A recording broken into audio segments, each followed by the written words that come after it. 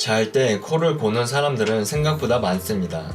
코를 고는 사람들이 많다 보니 코골이를 대수롭지 않게 생각하는 분들도 많은데, 코골이는 깊은 잠을 방해하는 수면 장애 중 하나입니다. 그러나 소리 없이 코를 고는 환자들도 있다는 걸 알고 있었나요? 의학적으로는 상기도 저항 증후군이라는 용어를 사용합니다. 상기도 저항 증후군은 코골이와 수면 무호흡의 중간 단계로 입만 벌리고 자는 사람이 여기에 속합니다. 아침에 일어났을 때 개운하지 않고 입이 마르며 두통이 있고 어지럼증이 생긴다면 상기도 저항 증후군을 의심해 봐야 합니다. 상기도란 비강, 인두, 후두를 모두 포함하는 용어입니다.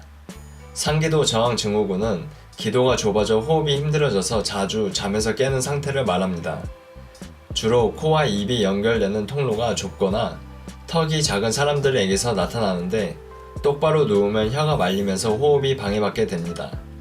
일반적으로 코골이는 비만인 남성에게서 자주 나타나는 반면, 상기도 저항 증후군은 비만이나 과체중이 없는 정상 체중의 여성에게서 잘 나타나는 것이 특징입니다.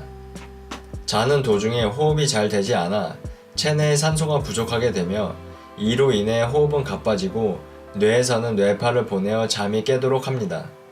이때 부족한 산소를 보충하기 위해 왼쪽이나 오른쪽으로 돌아 누워 자는 경우가 많습니다. 상기도 저항 증후군인지 확인하기 위해서는 모든 수면 장애의 기본 검사인 수면 다원 검사를 해야 하며, 진단이 된 이후에는 개인의 특성에 따라 치료를 진행하면 됩니다.